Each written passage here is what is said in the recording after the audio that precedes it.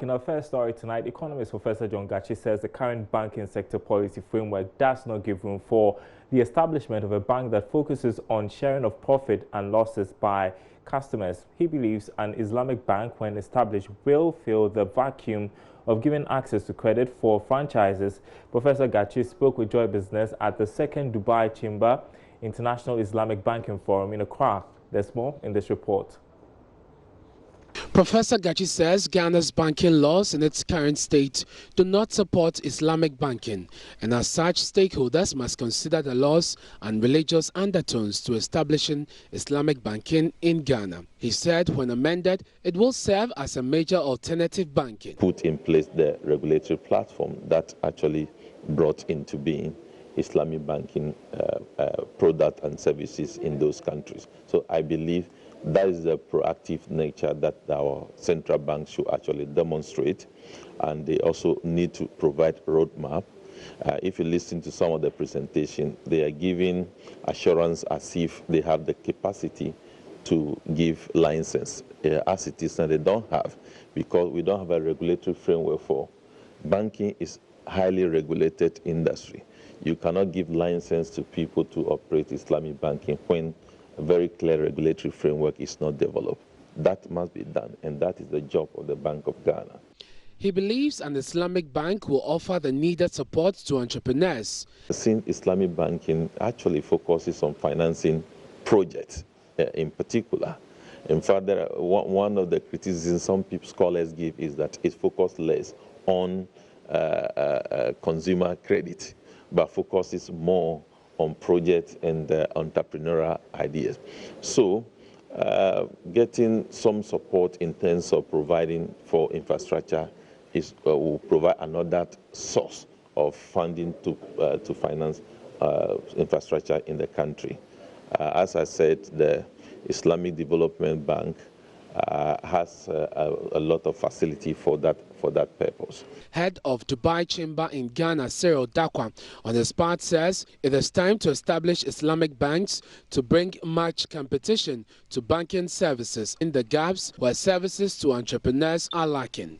Now, the next step that Dubai Chamber will be doing is to engage government, the Bank of Ghana, the Ministry of Finance at that high level to see how we can assist them, whether it's in terms of training, financial support, because there are lots of Dubai-based Islamic finance institutions that have reached out to our office with offers of training and support. So as a next step from this event, we hope to engage government, which is the final say in this issue, on how we can bring all these bodies together and dialogue on how we can actually let Islamic banking and finance take off in Ghana. Fred Doho's report for Joy Business.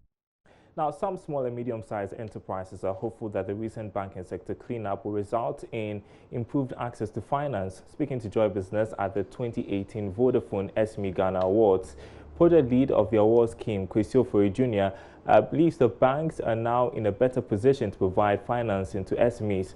Bismarck Awusa was there and reports. For many years, difficulty in accessing funds as a result of poor record keeping, lack of collateral, and the reluctance of banks to design products for startups has constrained growth of the SME sector. But according to project lead of Smega Foundation, organizers of the SME Ghana Awards, Kwesi Ofori Jr., banks have become more liquid following recent reforms in the sector.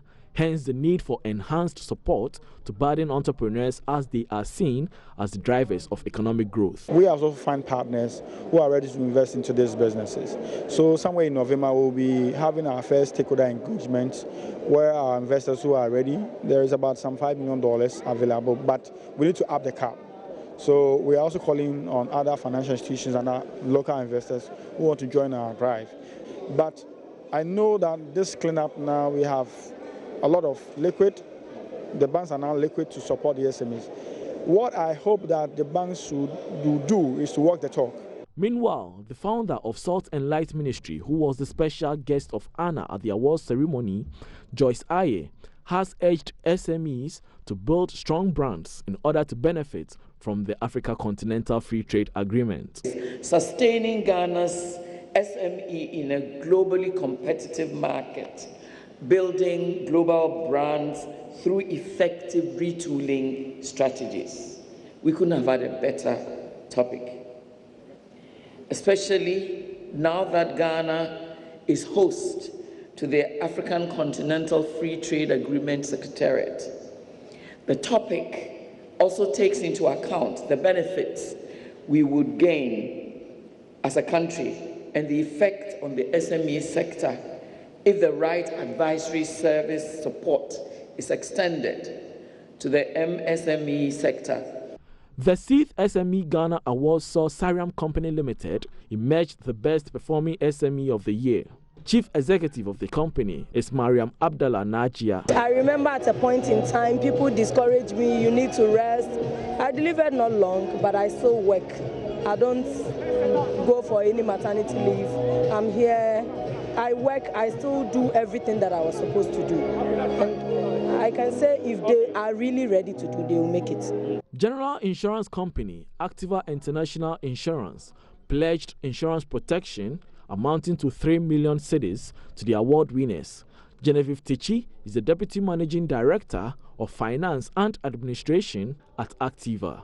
In terms of we providing them with some covers, so we are going to give them personal accidents for the CEOs of the companies, of the award winners.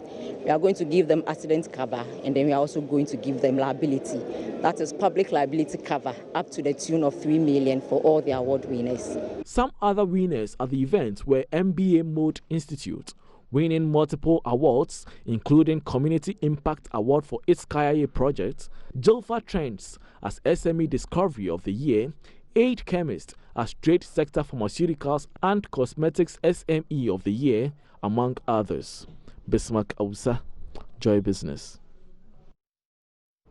Now, current challenges facing the Ghana Stock Exchange can't be attributed to external pressures rather than management. That's according to the acting managing director of the Stock Exchange, Eko Afeji. The market has seen most of its key performance indices decline, including returns to investors for half year. But Mr. Afeji tells Joy Business it is time for investors to get on board because there's going to be a turnaround soon. He was speaking on the business edition of PM Express. To us at this particular time is the type of market that is going. Why is it so?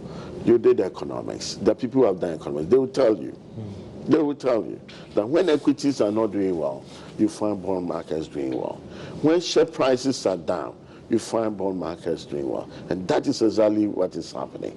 It is not that the market is not reacting. The market is reacting to so many factors. So, I mean, I want to ask you, what are the main drivers of what is causing this? I mean, markets are driven by 4 key factors. Foreigners will look at political situation. Other investors, plus foreigners, will look at what is happening to the economy as a whole, especially the macroeconomic level, what's happening to inflation, what's happening to interest rates.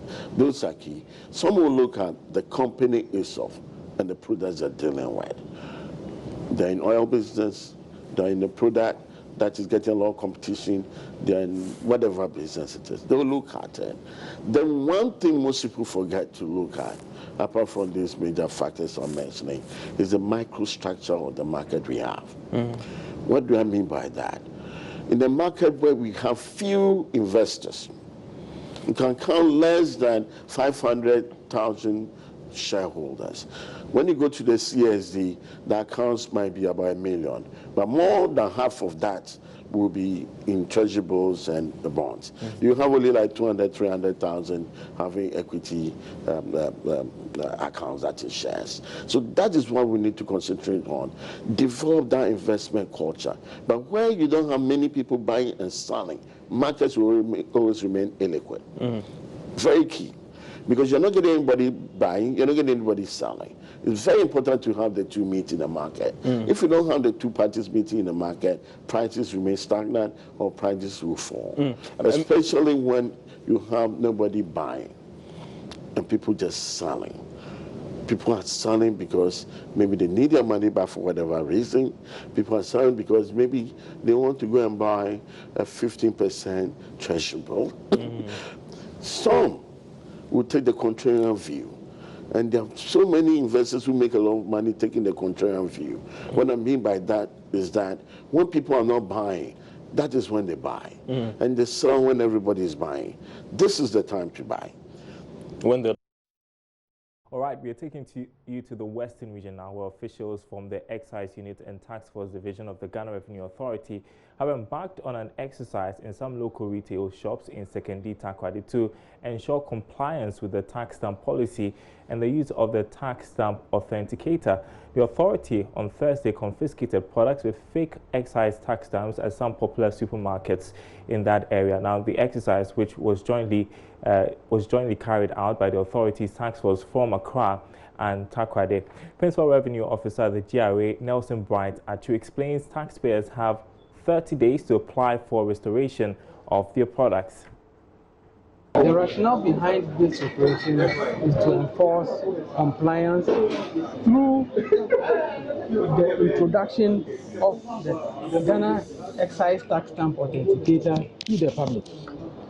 By this, retailers, wholesalers, and even the consuming public are in the position to ascertain, to authenticate the products with stamps that they buy from shops or from retail ends.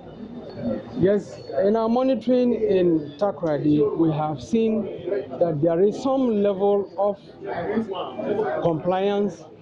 However, some products we have identified as stamps have been misapplied on them. In other words, you will see beer or a product that is beer having a soda stamp on it. Even though the stamp is genuine, it is not the appropriate stamp for beer. So there is a case of misapplication there, and that has revenue implications. Such products are taken off the shelf and seized. Seizure notices are given to the taxpayer involved, and the taxpayer has 30 days within which to apply for the restoration of his goods after the payment of the appropriate duties and taxes. My advice to shop owners is to take advantage of the Ghana Excise Tax Stamp Authenticator, download it from Google Play Store, test or check the products that they take in from suppliers, making sure that the stamp is appropriate, or the stamp is the description of the exact product they are buying or holding in their hand. So the team also visited two popular shops, Carlos Supermarket and All Needs, and discovered that some of the exercisable products at the shelves have fake stamps affixed on them.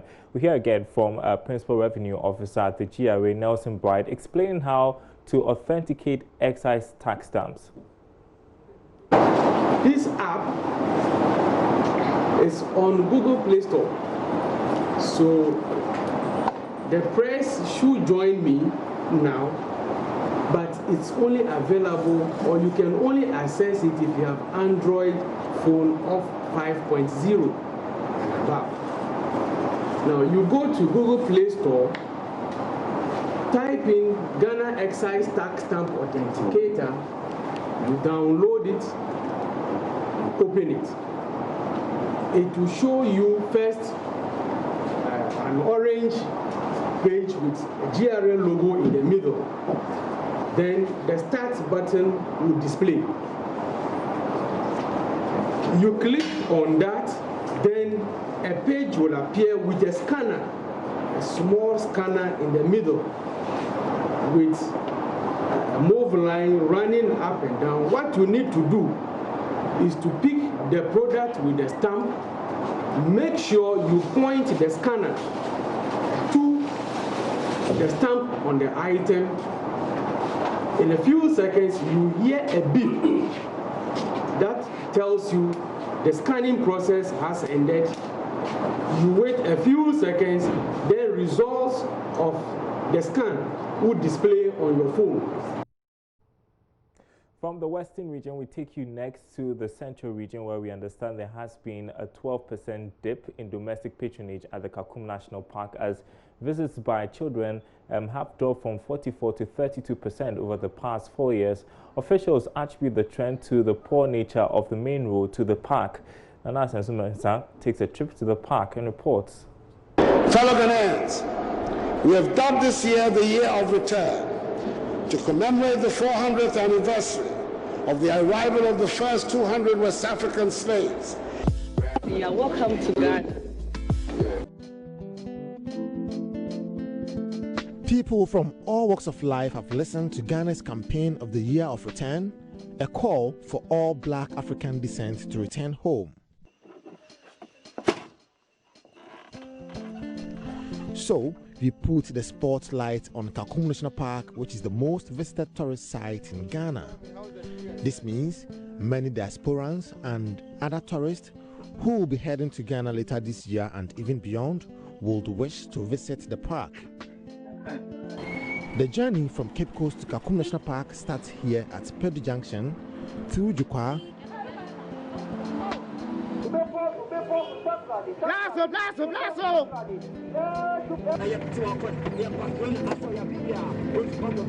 The experience of traveling on the road makes me appreciate the ordeal, especially of local tourists who mostly use commercial transport.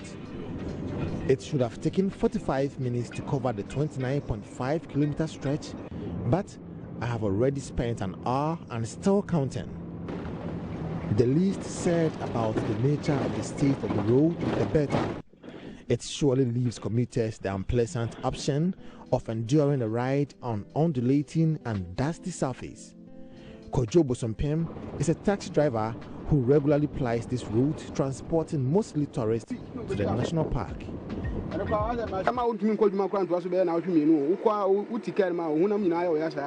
I can't drive continuous on this road for 2 weeks. I have been coughing since last week. Some tourists who spoke to our news team recounted how frustrating their journey to the park had been.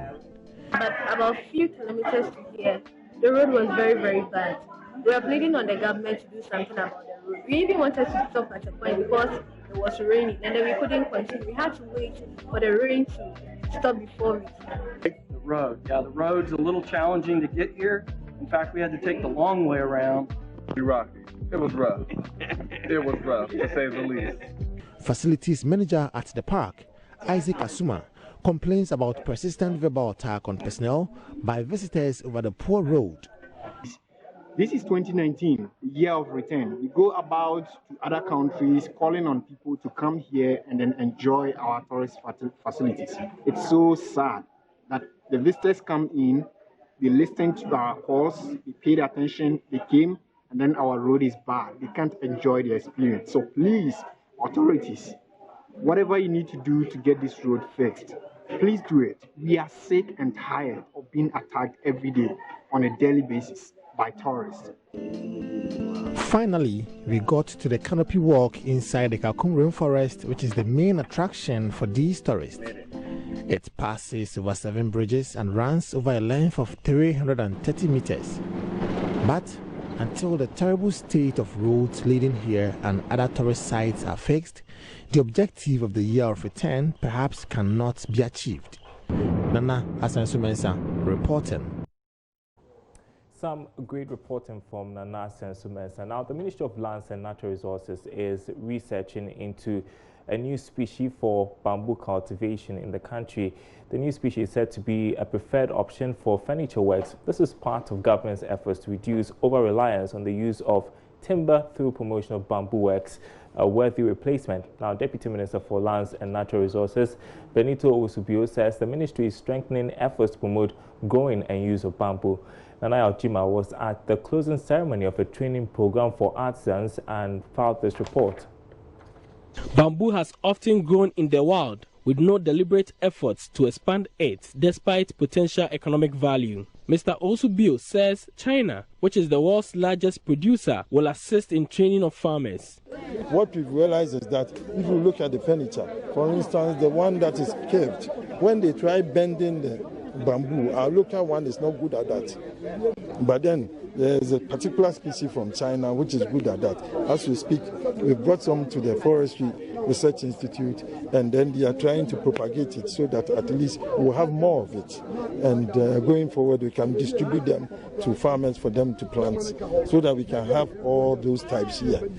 We're looking at also promoting and then bringing on board some of these timber industries, those who are interested, for them to also look at also retooling some of their factory so that at least they can also use them to work on bamboo products. 90 local artisans through the Chinese embassy have already been introduced to modern methods of furniture fabrication with bamboo. China's bamboo industry employs over 7 million people. Chai Zhenjin is Counselor for Economic and Commercial Counselor's Office at the Chinese Embassy. He says China is prepared to support Ghana, explore and leverage economic potentials of bamboo. Training materials were handed over to the Forestry Commission's training center. Kwadwo Osue-Friye is chief executive.